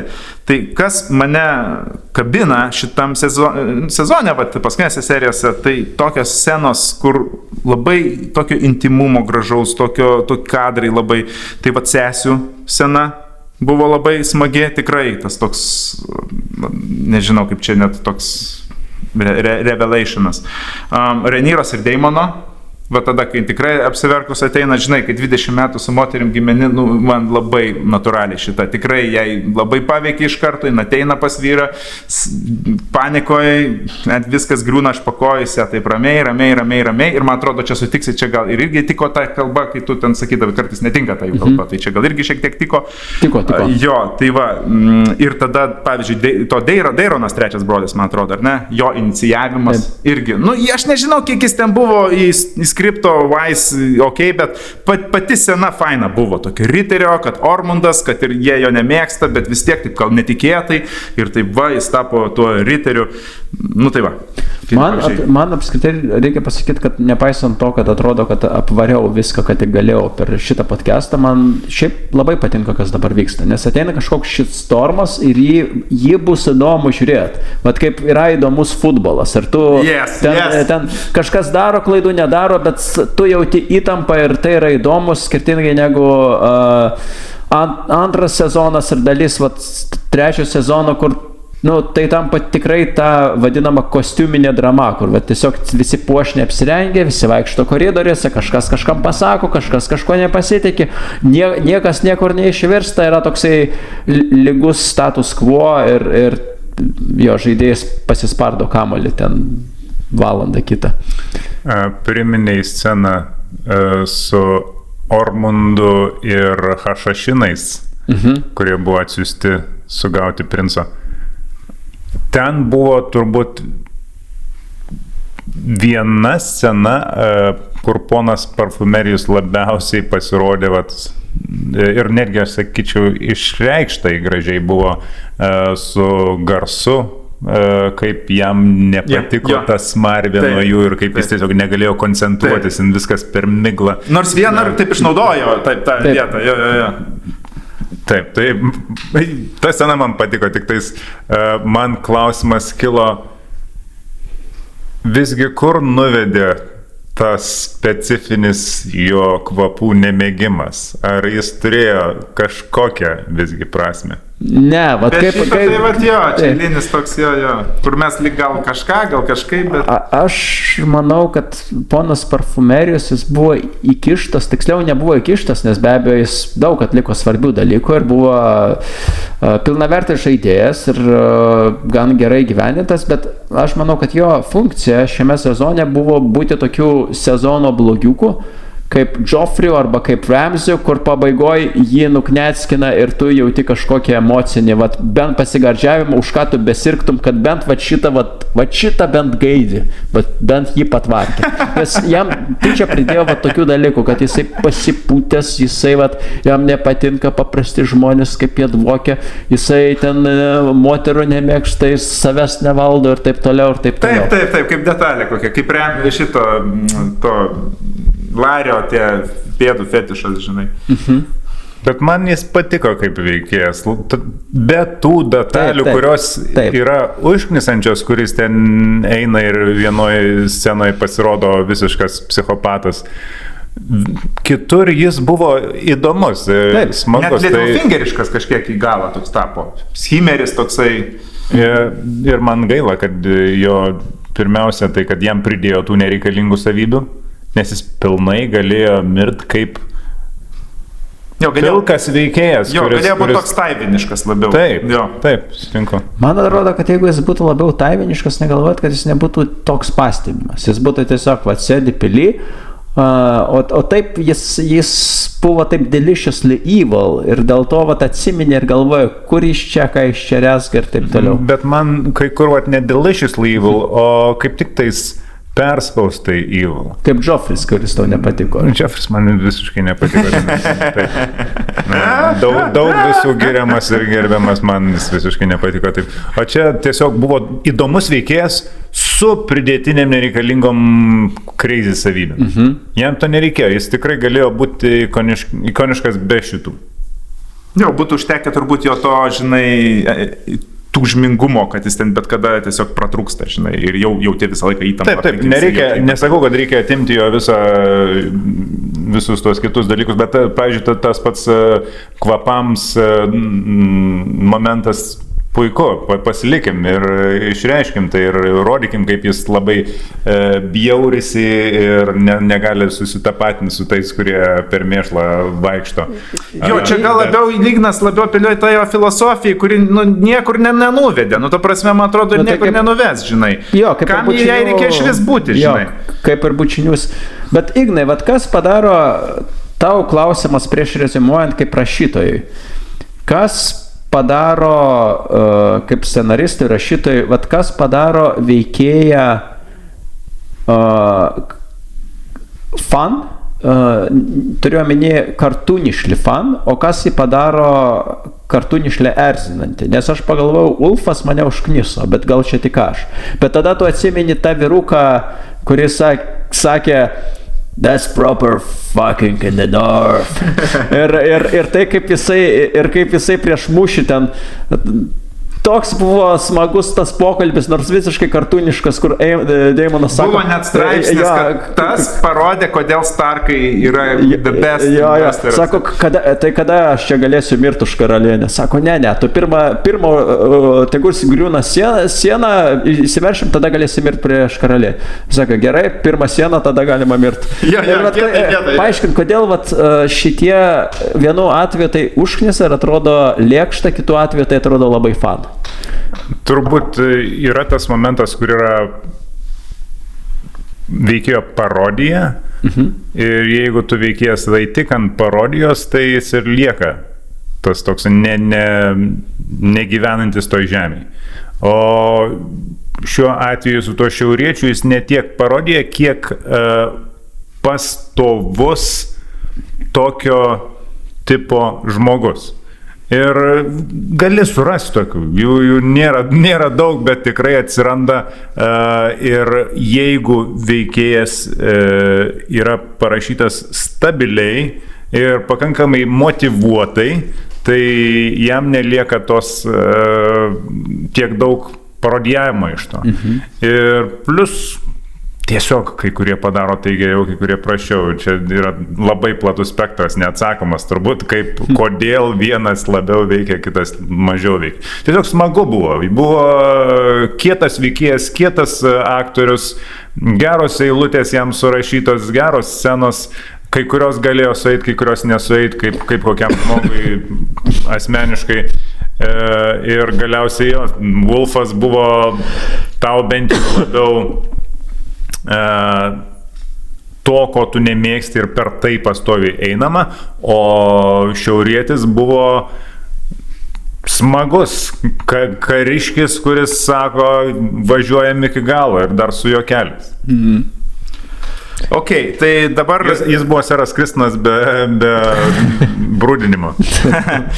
Ok, tai dabar, sakiau, prieš podcastą padarom engagementą mūsų komentarų, nes turėjom tik vieną tokį kažkokį užklausimą rimtesnį, tai kad komentuotumėt, nebijotumėt ir galėsim aptarti. Tai buvo dabar retrospektyva į sezono gale apie Hightoweris, kad Banneris vienas mūsų komentuotojas rašė, kad labai nervina serialą, kurie labai intensyviai piešia Hightoweris kaip didžiausius blogiukus. Tai dabar gal, jeigu Renyras, sakykime, jau taip nujuodino šiek tiek, tai gal šiek tiek išlygino, bet tada klausimas, ar galėjo jie anksčiau tai pradėti daryti, anksčiau lygiau daryti, nes tikrai visi sutarėm ne kartą, jog kaip neutralus žiūrovas sergam už Renyros pusę. Ir taip, tai ar galėjo jie tai daryti, ir tai būtų pakeitę kažkiek dinamiką, ar visgi nelabai? Ir klausimas, ar nebuvo skonio reikalas, nes jeigu jau vienam žmogui su visai Hightowerį pasirodė įdomi giminė, nes aš ir su Gintarė žiūrėdamas tikrai, paskutinė serija, tikrai, taip, sutikom, kad, įdomi giminė, nes turi nemažai jau čerų ir, Aš manau, kad, man pavyzdžiui, aš pažįstu bent žmonių, kuriems labai suėjo Hightoweriai. Aš manau, kad čia jau tokio makro ligmens klausimas. Čia nėra vien kaip tu pavaizduoji veikėjas, čia yra, ir tai kaip tu pavaizduoji veikėjas, bet šiaip reikia pasakyti, kad tikriausiai ir originalioje medžiagoje, nors neskaičiau, šitie galbūt tiesiog žalieji turėjo savo tarpe daugiau tokių antipatiškų veikėjų negu juodėjai. Ir jeigu tikriausiai norėtum tą išlyginti, tai reikėjo tiesiog įdėti daugiau pas juoduosius tokių urodų. Tai... O kaip iš knygos gal, matai, aš neskaitęs, tu kažkiek labiau girdėjęs, bet tu vis kažką ištrauki, tas knygai buvo, tas nebuvo gal. Nes aš jau iš Seven Night of the Seven Kingdoms galiu pasakyti, kad taip tenai yra bendras vaibas labiau juodųjų pusiai. Tokios vertybinis, moralinis, tai nėra, kad taip, vienareikšmiškai, bet tam tikras bendras konsensusas yra, kad, bet vėlgi, čia ar dėl to, kad jie šiaip fainesni, ar dėl to, kad jie tokie biški kaip ir, jau pralaimėję kažkiek buvo, žinai. Aš nežinau, nes aš neskaičiau knygos, bet vienas dalykas, ką aš atsimenu, kad sykį George'as Martinas pasakoja per kažkokį intervą, kad jam jį užknisa, kai tie istorijos mokytojai, kurie šiek tiek dekonstruoja istoriją ir paaiškina, kad ne viskas čia buvo taip gražu ir herojiška ir įdomu. Pavyzdžiui, ten buvo kažkokia sakmė, kuri ir inspiravo The Red Wedding. Apie tai, kad buvo kažkoks man regis škotų karys, Atskalūnas, kurį medžiojo anglai ir jam vis pavykdavo ištrūkti, aš tiksliai neatsimenu, ar ten buvo škotai ar anglai, bet galų gale jį pričiupo ir prieš jį buvo sokalbis ir kažkurioj puotoj atnešė didžiulę šerno galvą, kuri buvo vaizduojama jo herbe ir jis suprato, kad viskas čia vadinasi toje mane nudaigos. Tai ir vėliau Martinas sako, bet visą laiką atsiranda tie istorikai, kurie sako, iš ties tai tikriausiai taip nebuvo, iš ties Marija Antonetė niekuomet nesakė, jeigu neturi duonos, lai valgo pyragą, jį beje šito nesakė. Tai ir kaip Martinas sako, kad man regis, jis pripažino taip nekivaizdžiai, kad aš norėjau parašyti, norėjau atsisėsti ant dviejų kėdžių sostų. Čia aš taip interpretuoju, kad viena vertus aš norėjau parašyti fantasy knygą, kuri būtų realistiškesnė nei Žydų valdovas ir kur blogi dalykai įvyktų geriems žmonėms. Kita vertus aš norėjau kaip tik parašyti tokią knygą, kurioje būtų įdomus posūkiai, personažai, kurie priverčia tave jausti dalykus, nes jie yra visiški urodai, o ne viskas būtų tiesiog pilka per viduriuką, per viduriuką, per viduriuką, per viduriuką, kaip tai būna istorijai dažnai. Tai aš manau, kad ta antroji pusė dažnai pamirštama ir dažnai iš Martino arba tada iš jau serialo kūrėjo, nes jie seka Martinu, tikimasi to, kad būtinai tos pusės bus lygios, būtinai visi bus nevienareikšmiški ir taip toliau, bet tada norisi tą priminti, kad jo knygose dažnai būdavo visiškų rodų, jo knygose dažnai tam tikros giminės, nepaisant savo trūkumų, būdavo vaizduojamos geriau negu kitos giminės ir tam tikros frakcijos, tam tikros pusės būdavo vaizduojamos kaip labiau simpatiškos. Tai ką? Aš šiek tiek mane visą laiką nervino būtent heitaueriai, nes aš toksai, kaip pasakyti, ne tai, kad publicistas ten, bet toksai mėgstas tvarkalorė. Ir vis tiek didžioji giminė tenai yra taireliai toj pusėje, ne? Ir heitaueriai buvo jų vasalai. Apie tairelius mes kiek turėjom? 0. Didelė valų realiai 0. Nebent kažkoks tairelių lordas buvo kažkada gal prie pirmam sezone. Bet tai buvo, dabar pasigūglinau, tai buvo didelis namas, labai galingas namas, vasalas, tas heitauerį turiu omenyje, ne? Okei, ir čia labiausiai ta galia iš to, kad buvo Otas, Hand of the King, bet vis tiek, ta prasme, tai, kad mes turim vasalų kažkokią liniją, o net neturim ne žodžio apie jos, jau mane kažkiek nervina. Kitas dalykas, man atrodo, būtent heitauerius paskui serijai labai pozityviai pastatė. Jeigu imant, kad atskrido klipą tą Eigonas pas mūsų tą Eimondą vienakį, žinai, tai čia jau tokie, vis tiek, blondinai, Targaryenai, žinai. O jeigu taip heitaueris basuoti, yra vargšelis, kuri nenorėjo praras dukters, prarado ir dabar jau jai ten tokia užuojauta atrodo. Ten priverstinai žudė sūnų, nenužudė, dabar dar pykti turės sūnų. Žodžiu, tokia jau gaila jos. Įdomu, kiek jie rodys, ar nebus kaip su Tyrionu Dyma. Bet būtent tas trečias brolis ir tas Alicent brolis labai likable tapo. Tikrai, ta prasme, neišeina už jos nesirgti, nes jie ir su Corliu padarė machinaciją, kur tikrai atrodo, būtų priventinę labai daug dalykų. Čia tikrai, man atrodo, skrito pusės buvo toksai, Daemonas nepasirašė, o būtų gal viskas kitaip buvę, žinai. Ir sukosi kaip gali vyrukai. Tik tai sakau, turėjo tą trečią vėl epizodą, kur jau desperacija, kur jau jis, aš tavęs nepraleisiu, tegu mane tavo drakonas degina, ir ten bum bam trabadach, ir žiūrėk, ir jie jau gyvi ten turbūt liko. Visą laiką, man atrodo, tie veikiai ir Game of Thrones, ir House of the Dragon besikeičiantis yra. Pavyzdžiui, pirmojo sezono Daemonas, jisgi buvo baisus. Jis buvo tas toks kaip blogietis. Taip, o dabar jis yra mūsų mėgstamas rebelas. Tik tu, kur eilinį kartą, Daemonai, kodėl tu tai? Ar galėtum sakyti, kad jis yra šio serialo Jaimis? iš dalies. Nesakyčiau, kad jis į tiek pozityvų lenkia. Iš viso James man buvo gal... Jamie arka tokia platesnė, tokia gal su U didesnė raidė gilesnė, ne?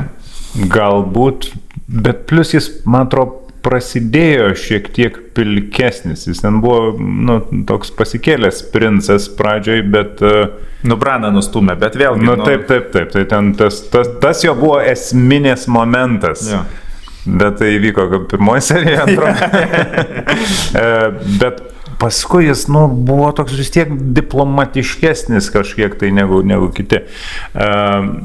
Bet kalbant apie House of Dragon, tai ir Aemondas keičiasi, ir Alicent keičiasi. Rhaenyra iš viso, aš nieko nesuprantu apie ją. Ką rašo?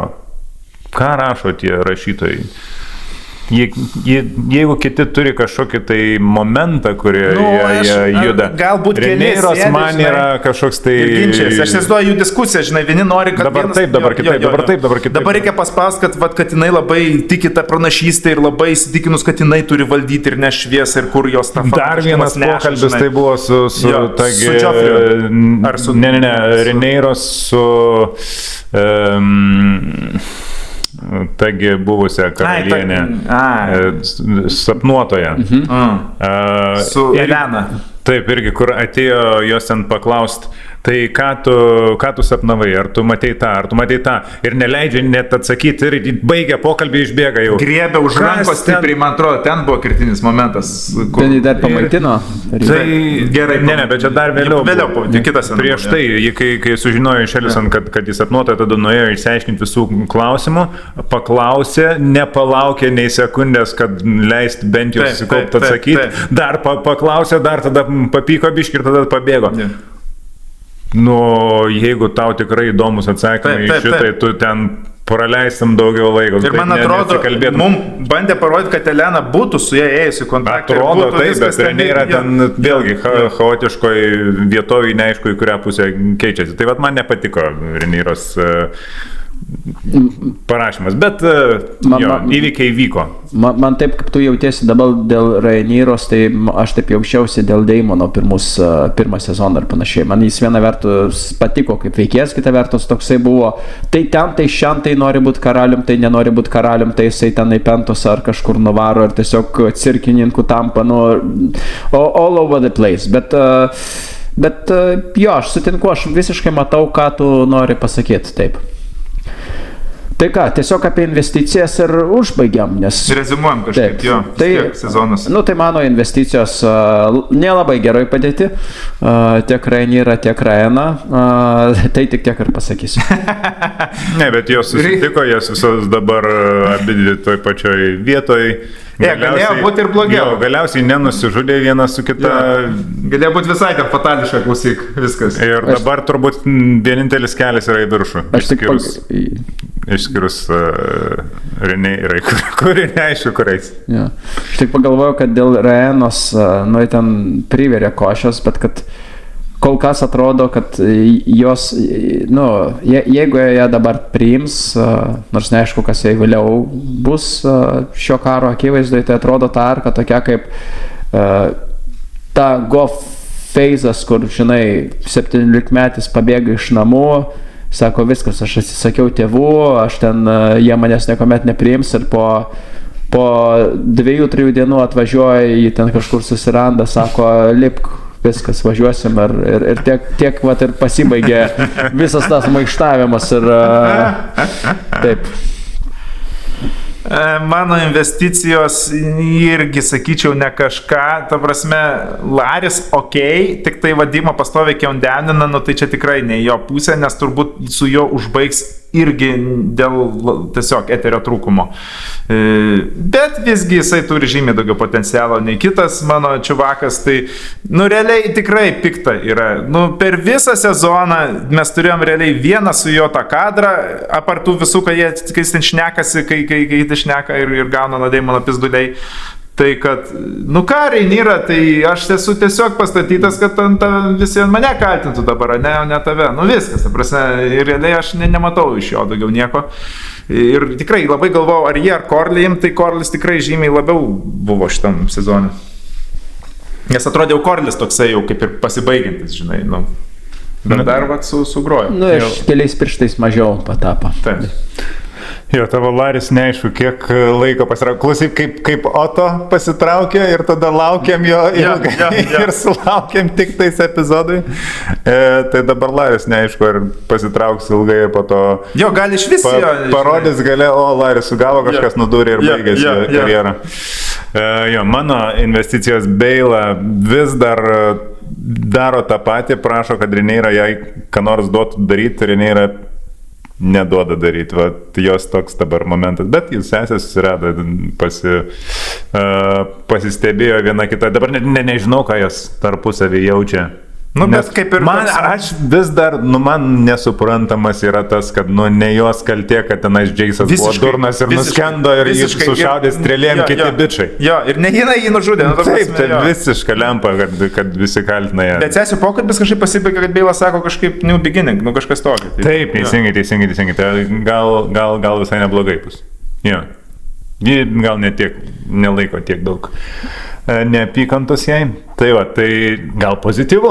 O kita investicija Damonas, kuris su kariuomenė šturmavo pilį. Vis tiek, super. Matyti Damono juodojo uniformą. Gerokai. Dar tenais pats nudūrė tą bičą, kuris nudurinėjo 20 tų gold klaukų. Yeah. Žodžiu, veikia. Jis turi ką veikti ir aktyviai tai daro ir dar netgi išgelbėjo Aulą savo dukrą nuo Reineiros. Nors nemanau, kad ją reikėjo gelbėti. Reneira turbūt, jeigu būtų sumedžiojus Reiną pati, turbūt irgi būtų lygiai taip pat. Opa! Čia tu Reina! kas čia buvo? Tai, va. Man beje dėl to ta situacija su Reina ir kad visi jie kaltino patiko. Nes man atrodo, kad jie yra, taip trumpai, kad jie buvo tam tikrą prasme labai tikroviška, kad kai tu pasiėmė visą kontekstą, kad jeigu jie būtų iškart matę, kad ta Reina, kad tai yra Reina, tai aš manau, kad jie būtų sureagavę, vat, kaip tu ir sakai, jie būtų pasakę, iš tiesų čia ne tu kalta ir šie būtų nušovę ir taip toliau, bet kadangi labai gerai pastebėta, taip. Jo, jinai kadangi išskrido ir tu žinai, kad kažkoks buvo neiškus drakonas, tai jo, tu psichologiškai nori viską suversti vat vienam. Atėjo jo, sugadinom čia visus reikalus ir pabėgo specialiai čia nužudė per tave, jo, teisingai. Jo. Bet ar primės, kad tu sakai, kad ir pabėgo jisai raugi tą mūšį, ta prasme, apskritai piktis yra dar didesnis apie tą situaciją. Man labiausiai ant Džeiso didžiausias mano piktis yra, nes jis čia viską taip su... Bet jau nebepyksia, žinai, sūnaus mirusio, tai kažkur nukreipia ir vat, kad jis... Jo, natūralu visai, bet vis tiek, tai nėra logiška, žinai. Prasme, bent jau galėjo tas žodynas būti kitoks, kad, ne tai nužudė, nors aišku, natūraliai tai gaunasi, kad tu nužudė ant tavęs vers kaltę, bet vis tiek, per tave mirė, žinai, labiau tiksliau būtų, žodžiu. Jo, dar ką noriu pasakyti, kad Damonas jau taip ir žinot, kad jau ruošia kitą Mad King projektą. Jau ruošia. Taip. Ir aš matydamas paskutinę seriją, juodo uniformą, šitą Damoną, aš jau įsivaizduoju, kaip mes žiūrėsim į šitą Targaryeną, kaip ten buvo Rhaegaras, ne? Jon Snow tėtis. Kaifuoju, tikrai. Damono gali ten questionint įvairius ten jo pasirinkimus, bet niekada ne questionsi jo mentality, jo executiono. Super, tiesiog. Labai gerai. Tiesiog, man žinai, toksai, ir dar ko nepaminėjom iš mūšio, kad buvo, kad stengiasi, apgintos vaikus, stengiasi kažkaip aukot kūnų, kažkaip, bet vis tiek gavos kaip, taip, ir su Ulfu, kad ten vis tiek, ir nedegint civiliokų, vis tiek atvarė Ulfas, išdegino krūvą civiliokų, dabar vis tiek šūdas gavos. Man ir tai labai parodo, kaip kare vyksta dalykai ir kodėl reikia iškart stabdyti visokius diktatorius ir panašiai, nes visi įsivaizduoja, kad bus karas ir tuo metu bus priimtas vis dėlto kažkoks moralinis sprendimas, ten vaikų nenužudys ir panašiai. Yeah. Ne, būna mūšis, bus chaosas visas, tada galėsite po mūšio eiti prie masinių kapavičių ir sakyti niekada daugiau. Ne, karas vyksta va taip, tu negali. Tu visų, paprasčiausiai visų tų susitarimų ir konvencijų paisyti, nes mūšių sukūri bus krūva psichopatų, bus krūva situacijų, kurios turės išsispręsti iš karto ir bus va taip. Vėlgi, tai turbūt nėra juodo balta čia visur, čia kaip sakant, nieko mes vis tiek. Bet kad faktas nebuvo jums, kad va ten tą lavą meta, ten jos šaudo viską ir tada, gal tai negalėjo anksčiau tiesiog su drakonu visus jas ten pravaryti, žinai. Bet jo. Labai gerai simboliškai tai buvo atvaizduota šitą vietą. Ten tie du vaikučiai, kurie prie prie vartų. Kur visi išsiskirsta, tie du ir stovi, ir ką dabar daryti. Ir tas Deimonas toks, jau toks drakaris. Bet tada Ulfas atvarė viską pagadino visiems. Labai įdomu iš tikrųjų, ką su juo padarys dabar. Aha. Koks jis dabar yra atskalūnas. Jo, nes tu kaip ir sakai, kad jisai, jūs abu blogi, aš galvoju, kad jis jaučiasi, jog jis ir ten prisidirbęs, ir ten prisidirbęs, tai visa vis tiek, nes jis kaip ir galėjo, kadangi jau prisigėrė, prispardė mane, tai jau galvoju, aš jau čia pavėlavau, tai likti jau tada Deimono pusėje, žinai, kaip ir, vėluoju. Bet pagalvoju, bet tai Deimonas mane tada visiškai tada suvalgys, nes aš jau ir čia vėlavau, o prieš tai suspardė. Tai pochui karočią visus deginu. Nežinau, ką jis jau ten galvoja dėjosi, žinai. Bet klausimas, ar jo galvoja daug kas dėjosi, nes toks jausmas, kad nebuvo pagal paskaičiavimą, kur kas naudinga, jis tiesiog susierzino, buvo dar pagiriotas gerokai, jeigu dar negirtas vis dar, ir sako, va, ir tau, fakai, ir viskas. Jo, čia va. Bet kur tai nueis? Kas bus? Ar įmedžios? Ar... Taip, nes čia dar viena bėda ant galvos. Gražiai ritasi tai, kas tas sprendimas paimti 3 tiesiog randomus čiūvus Dragon Rideriais. Viskas eina biški šaibom. Vat turiu pasakyti, kad čia yra dar vienas dalykas, kas man patiko. Kaip bebūtų įvairūs tokie prasibuksavimai paskutinėse serijose ir tie durni dialogai ir panašiai. Ir tai vat, ką šnekėjom ir apie ten, nežinau, ir apie pasibučiavimas ir dar kažkokie dalykai. Kai kurie dalykai labai gražiai buvo iš anksčiau įvelti, kaip čia pasakyti, priėjo savo loginį conclusion. Pavyzdžiui, ta vieta apie tos prasčiokus, kur Džeisas savo laiku pasakė, hei, negalvoju, kad čia yra rizikinga, ir pasirodė, kad taip, tai yra rizikinga. Ir va čia yra geras dalykas, kai kažkas, kažkas subręsta istorijai ir kažkoks dialogas, kuris atrodė kaip tiesiog paprastas dialogas, jisai pasirodo, kad turėjo prasmę ir buvo reikalingas, tikriausiai. Tai va. Tiesiog reikėjo duoti Ulfui pilį ir viskas. Viskas įspręsta. Čia beje... Ir pagert su draugais. Čia beje, aš manau, didžiausia yra klaida Rhaenyros, be pigų man svarstyti, aš nei politikas, nei ką, bet man atrodo, iš šono žvelgiant, čia yra didžiausia klaida, tai yra jos nemokėjimas prižadėti iš anksto, jo, gražbiliaut. Reikėjo vietoj to, kad sakyt Ulfui, tu liksi čia, aš esu karalienė, jo labiau, kad tai buvo pasakyta ne tokia pasipūtusi, net madau, tiesiog, lik čia, niekur neeik, čia baisu. Reikėjo ten pasakyti, jo, Ulfai, viskas bus gerai, turėsit ir tą, ir aną, ir 4, ir 5. Pasilik čionai, bet kol kas reikia, kad tu būtum čia. Ta prasme, atrodo, Deimonas žymiai daugiau šitą skilą įvaldęs, ne? Kiek jis turėjo tų motyvacinių kalbų ir visi visą laiką, Deimonui gerai. Tas pats su Korliu, kur ten apie jo vaikus bestardus, vietoj to, kad irgi ten primeluot, prižadėt, ten viskas pasikeis. Čia geras pointas, čia tikrai yra akivaizdus Rhaenyros trūkumas, kur labai pakišo koją. Žiauriai. Ir iš ko vėl iš vadybos pusės galima labai pasimokyti. Taip. Aš galvoju, kad... Vadybos pusės, kad reikia daug prižadėti ir sakyti, kad palaukit. Vat Littlefingerio, vat aš skaitydamas Jo, taip, knygas, būtent. vat Littlefingeris visą Erinų sostą, vat būtent knygose tai ir paimi. Palaukiam, nukeliam, žinai, palaukiam, tik jie jau nirždavo, kur mūsų vadas, kodėl tu čia įmi vadovą, palaukiam, susirinksim, ten pašnekėsim, ir tai vat užkalbėjau. Taip, už kito kampo jau. Ja. Jo. Tai kokia finalinės mintis? Jo, sezono galiausiai tavo midimą. Aš labai laukiu kito sezono. Kuris bus po 2 metų. Po 2 metų, bet aš jau pradedu jausti tam tikrą Song of Ice and Fire fatigue. Tai va taip ir sureagavai mano Metkingo šitą. Ne, tai taip, man Night of the Seven Kingdoms patiko, Game of Thrones patiko, House of the Dragons patinka, nepaisant visų trūkumų. Still, man vat, toks yra įspūdis, kad pasižiūrėsiu paskutinį sezoną ir bus toksai, kad buvo jau nemažai šito pasaulio. Tai va. Ok, bet tai nereiškia, kad Metkingas tau nepatiks, turbūt vis tiek čia dar... Ne, nereiškia, gal aš išsilgsiu. Tai vėlgi, tai dar labai ankstyvos stadijos, dar čia gali ir nepaeiti.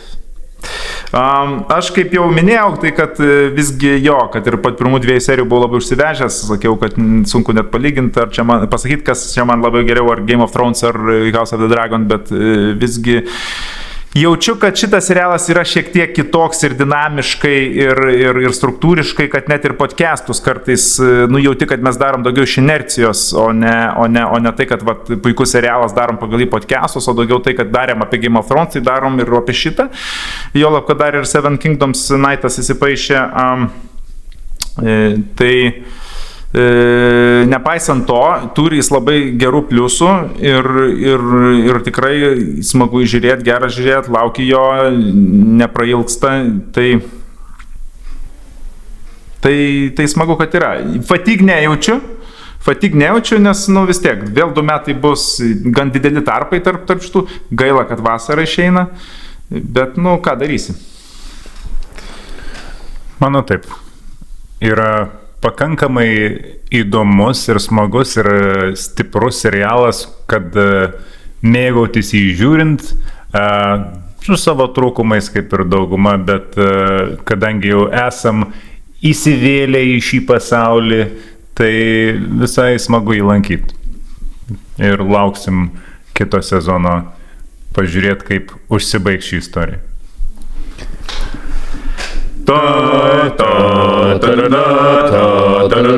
Pararam